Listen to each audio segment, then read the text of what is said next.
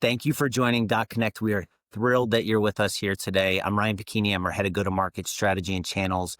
I'm going to be leading our first session, which is build secure content with confidence.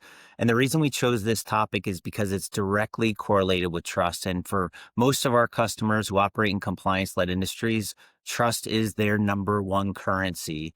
Every interaction, whether it's big or small, provides an opportunity to build trust or erode trust. There are big events that we all know of, financial services organizations who have had a data breach, or healthcare providers who's is working through malpractice, or a telecom who has PCI that's been exposed. These are catastrophic events, but there are small events. There's day-to-day interaction that is often happening on digital channels. And when it comes to building trust in those digital interactions, there's two primary pillars. The first is governance, and the second is security. Governance gets talked about a lot in the context of creating digital experiences. Security is often overlooked. Security is often something where you evaluate a vendor and say, hey, they have the right certifications and they have a track record. But most business and technical teams don't know the nuances of what's under the hood, that what you're working with, and how to evaluate security solutions and programs. Today, I'm joined by Mehdi, a security expert and one of the directors here at dotCMS. He's been instrumental in building our security and governance discipline. And Mehdi, can you give our attendees a quick overview of your background and a little bit about your role here at dotCMS? Definitely. Thank you, Ryan. It's a pleasure to be here, first of all. And secondly, my name is Mehdi Karimi. I'm the Director of Cybersecurity at dotCMS, and I lead the overarching program for security, privacy, and trust at our greatest CMS platform. And I also manage the compliance. I manage the responsible disclosure policy program. I have 15 years of experience with a background of PhD in cybersecurity, so quite very well know what's happening in the market, and would be happy to continue working with dotCMS to grow in having a secure and trust platform. Yeah, Mehdi, we're so thrilled to have you on to talk about My this pleasure. topic today. Maybe we'll kind of get right into it. How do you define security in the context of enterprise content management? And if you can provide just some foundational points, knowing that we have some very technical folks on the line, we have partners who are listening in, we have existing customers, marketers. So maybe just a broad view of how you define security in the context of content management. Yeah, definitely. For enterprise content management, and for us, security is a journey, not destination. We always look at how we can improve, and with the market that's improving every day, with all the AI evolution that's happening, we are always improving day-to-day basis, and our controls are also improving with that. Um, we adapt with the state of the art market demand. We have .ai, we have universal CMS, we have visual headless CMS, .cli, etc. So we want to make sure that the enterprise customers can build and deploy, manage, and optimize securely with confidence. What I mean by that in terms of confidentiality, so there are three, angles to it. CIA, confidentiality, integrity, and availability. So with confidentiality, we ensure that only authorized users can view and access sensitive documents. This is a content management system, so we want to make sure that the platform is confidential to people who only can have access to it. With integrity, we protect content from unauthorized modifications, corruption, and tampering. We have controls for that. Our secure software development lifecycle look for those, and we capture those before we push the code. With availability, we keep the system and content accessible to right users. Even if the system is under attack or if there is a incident happening, we make sure that we are practicing fail-safe defaults. We are having the principle of complete mediation in place. We have least privilege rules in place. And so that is the CIA, and the other two are IAM, which is Identity and Access Management, which we offer and enforce role-based access control. You have with dotCMS, you can have roles like admin, reviewer, contributor. You can have editor, backend user, front end, or even you can have your own roles introduced to the platform, so you can manage who can access what and what features within the platform. We also support SAML, SSO, MFA. We strictly follow least privilege access control, and we have plugins for this, so you can conveniently add your IDPs to our platform. We also have audit and logging. That's a very strong piece for every processor, for every platform. So with audit and login, you can see who is logged in, who couldn't log in, who has attempted to log in but they could not. You can review all the timestamps. You can look at and track all the user activities in your backend system. So overall, that will give a very strong standing and a status for us in the CMS market in face of enterprise customers. Yeah, Mehdi, I appreciate that. A few things I want to call out that I'm particularly keen on is the idea of um, access management and availability. I mean, access management is something that traditionally how content was produced and deployed was confined to a core set of users. But we know that more of the buyer journey, especially with AI, is taking place online. And what we've seen is more and more content contributors outside of that core set who built content in the past. So, for example, in a financial services organization, they might have subject matter experts on commercial lending or retail banking who want to contribute outside of the core digital marketing team because there's less traffic within the banks. And so it's interesting how the security things that you talked about, access management, availability, those types of things have a direct impact on how companies can operate effectively, especially if they're compliance led. And then the last thing is audit and logging, as you have more users who are entering the system to contribute to make sure that you have visibility in the market through digital content, understanding who is taking advantage of the system, and if they're accessing it properly, there can be tremendous risk in that. So great points to get us started, Mehdi, and I can see the direct tie into how some of our business operators will be curious about that. I think there's a cohort of folks who are at dotConnect who know about us at a moderate or a deep level. There's some who are learning more about dotCMS, and they're sort of evaluating. I guess, what are some of the things that you feel get looked over in terms of when you evaluate the security protocols within a CMS platform that you might want to call out? What are the nuances that most people don't necessarily recognize? That's a great question, Ryan. So I would say there are three things that I have seen it happens frequently when we are engaged with our customers, and there are some subtleties that I have to kind of elaborate. Please. One of them is CMS is, so we are a data processor. We are not a data controller.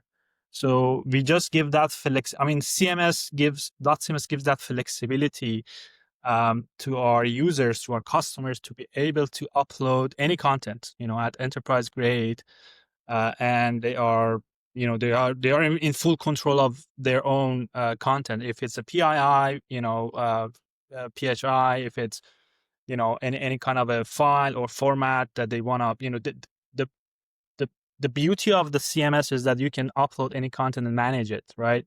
And so in that sense, within that premises, we are a data processor. We're not a data controller. And this happens a lot, that they come back to us and ask questions that, hey, we have some PII in our system. Can you, how does the data leaks work, or how does it manage with a certain other contents or contentlets that they can also manage by themselves. And then we go back and say, hey, we are data processor, and we make sure that there is no data leak, all of your data in transit and at rest are protected, they are encrypted. We have backups for it. We follow, we have a contingency planning, we have a BCP plan, we rehearse it, and all that. But at the same time, I want to emphasize that CMS provides the responsibility to prevent things like OWASP top 10, like CW top 25. We look at it, right?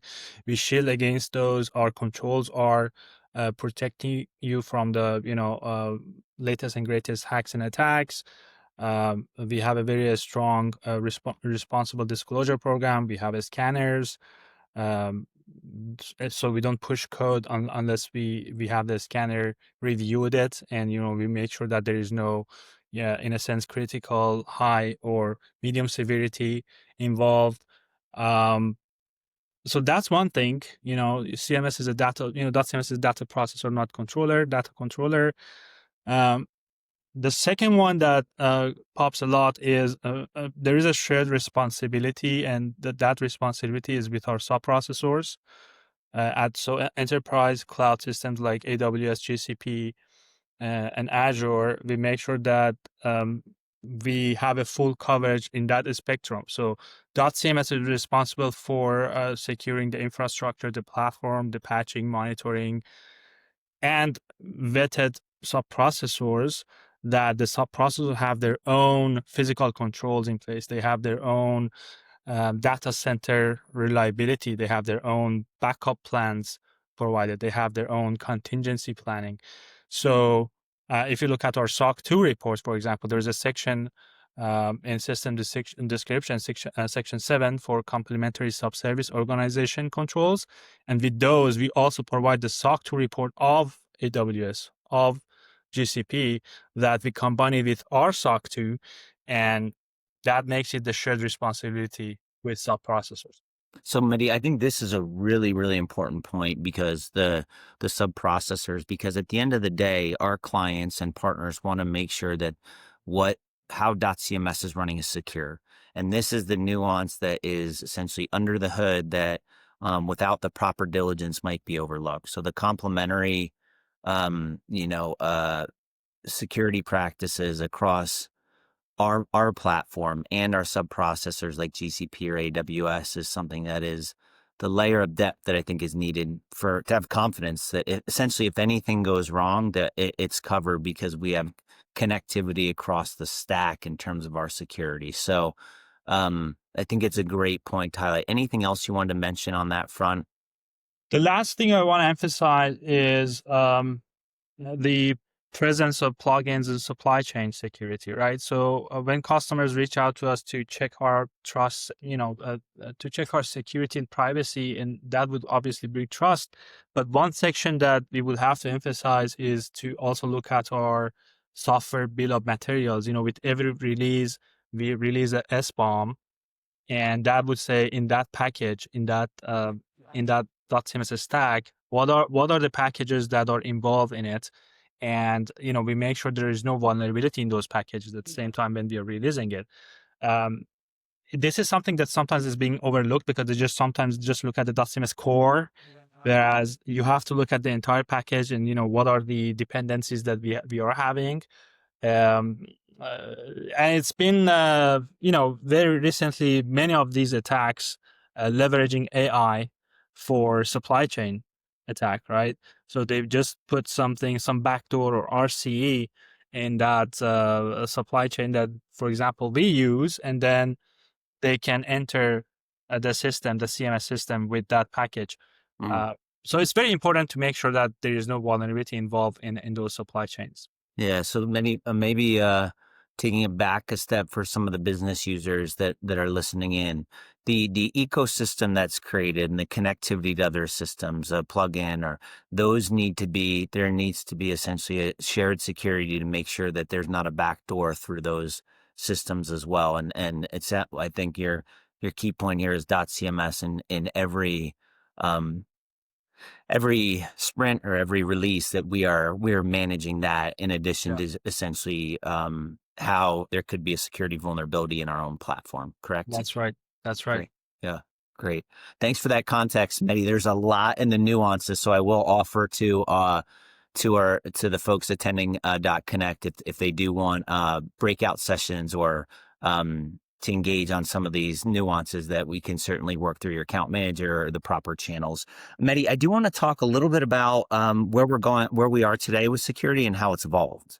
So maybe you can give us just kind of a quick overview of what you've seen in the last, 1, 5, 10 years as it pertains to security best practices. Obviously, the rise of AI has created a major shift in terms of Yeah. what folks need to think about, but just your vantage point on how it's evolved over the last year, 5 year, 10 years.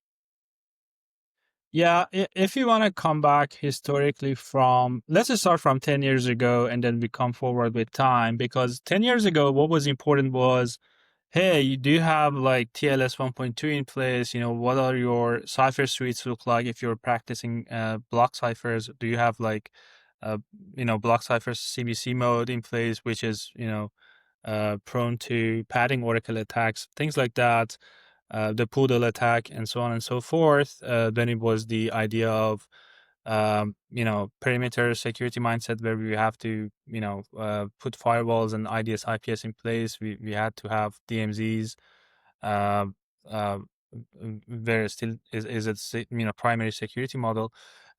This is before even zero trust, and the plugins, if you remember with like WordPress, Joomla, Drupal ecosystem, when back in time was expanding, and back in time the best practice was to keep plugins and themes updated. That's the hugest. We do that every 3 weeks, for example. There was no like supply chain scanning back then. And there was things like, role-based access control that was becoming prominent, fine-grained, or adaptive access, uh, back in time was quite rare. So RBAC was a big thing. And then, it just came forward. Those things started to maturize, gain maturity. And then like 5 years ago, there was discussions around shift left strategy, DevSecOps, zero trust, and cloud maturity. How we can manage IAMs and infrastructure as code. Um, and there were some discussions around like API security, as headless CMS is growing, protecting APIs, from abuse, rate limiting auth to JOT validation was a big thing back then. And then those again started to um, uh, gain momentum 5 years ago, and then they earned maturity. And now, for many obvious reasons, we see that the focus is now AI, right? There are supply chain attacks that happen through AI. There is some regulatory tightenings for SOC 2 ISO GovRAM that they look at supply chain and AI. And so I think with AI, it's a double-edged sword in that it can weaponize to attack us, and then at the same time we can use it as a tool for guardrails.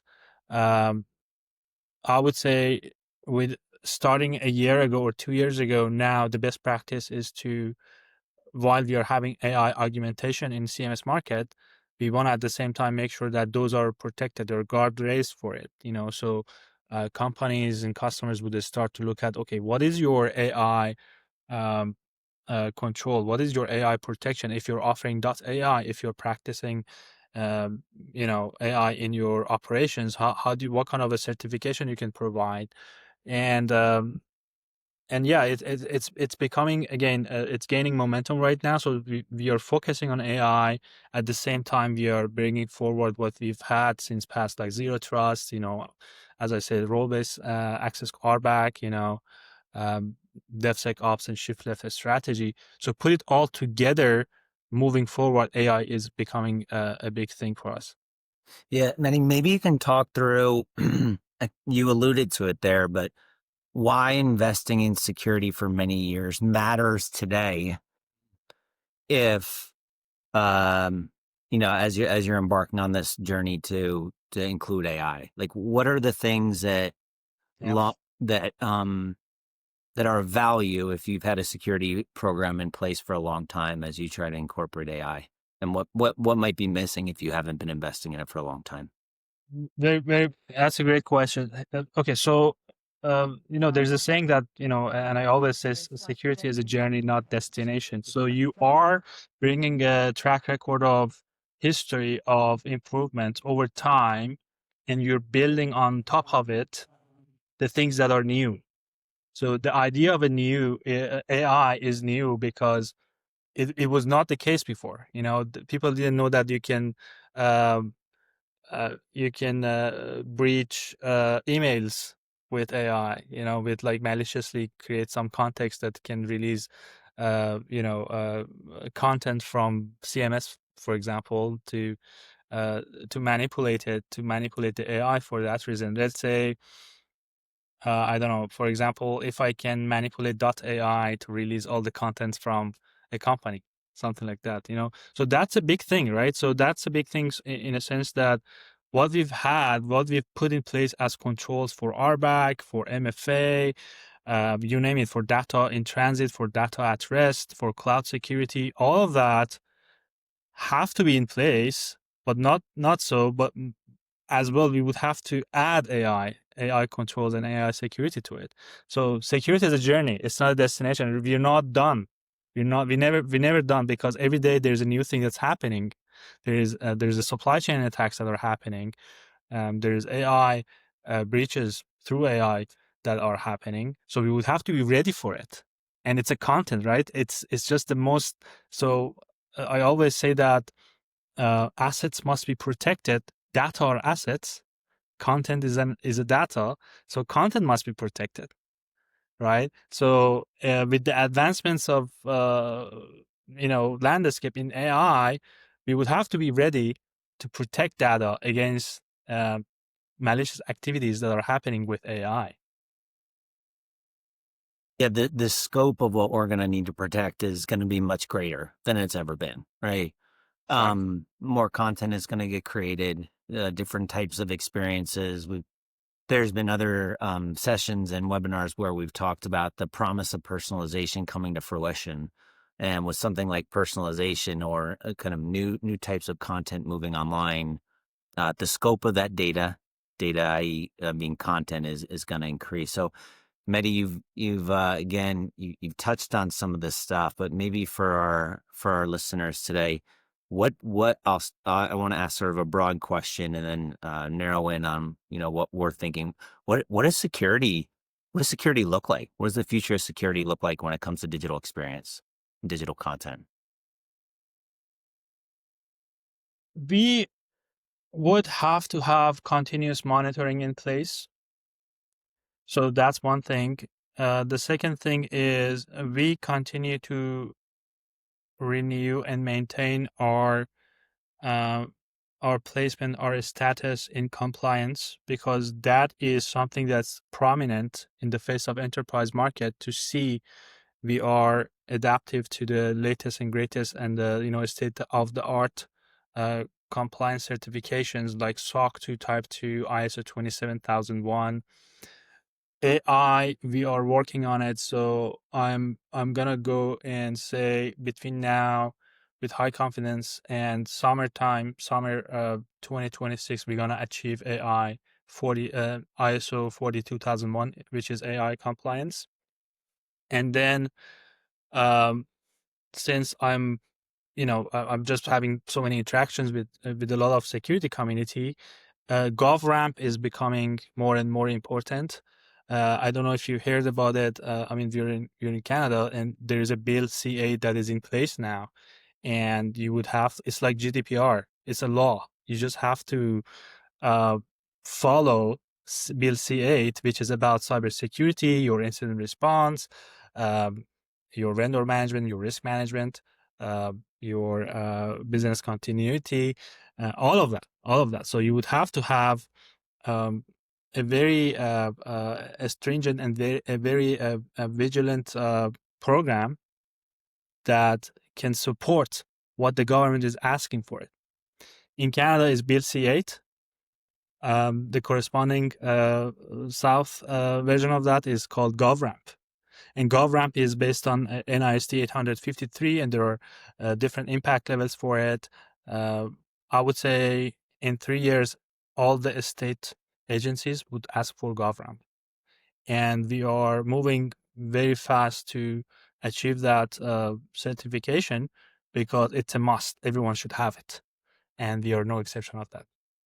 Yeah, Mehdi, it's the AI certifications you talked about that we're achieving, I think is really interesting because that is it's new ground, and then the legislation, which we'll try and stay away from politics on this in this session, but it's going to impact how digital experiences are created across the board. And we've seen versions of this when it comes to data, like you mentioned, GDPR, and there's other data certs that are required. But I think it's going to be quickly evolving, and I'm more excited to see where it goes, especially to help our customers gain trust with their customers. So, Mehdi, we're coming, believe it or not, we're coming towards the end of our time for this session. And I wanted you to hopefully share some key takeaways for orgs in general. And then if there's anything for specific folks who might be listening, business, technical, security professionals, what they should be thinking about, what they should be doing to make sure they're prepared for the future or evaluating the right security approach to their business. I look at security as bringing trust.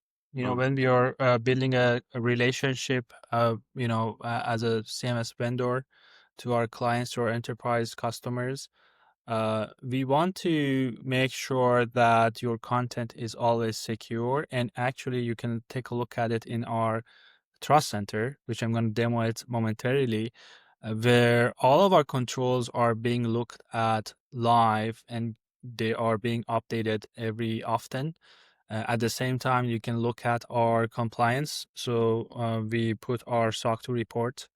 Upon request, we can provide the report to you where you can look at all of our controls that has been reviewed by a third party and it been attested and signed by a CPA. And always, I would always ask that if you have any questions, just reach out to us. We would be open to discuss and have a discussion with you. Obviously, I said that we are going after AI compliance and GovRamp, and those are things that we are having in addition to what we have built over time, with ISO 27001, with SOC 2 Type 2, with TextRamp Level 2. Those are the things that we have already achieved. And I think going after AI compliance, bringing trust in that respect, going after GovRamp to bring trust for government agencies, for government contracts and at enterprise level, those are also achievable because we have a track record of it. And at the same time, we're building on top of that. So it's a journey, it's not a destination. So at the same time, if you, let's say, give us like 6 to 8 months or 6 to 12 months, we can achieve what you guys are looking after. Yeah, Mehdi, I think that's great feedback for our listeners. There's a few things you said that resonated with me. I think just the idea that the security is nuanced, and even something like seeing our Trust Center will help folks get educated because even if it isn't your direct domain expertise, it is going to impact your day-to-day.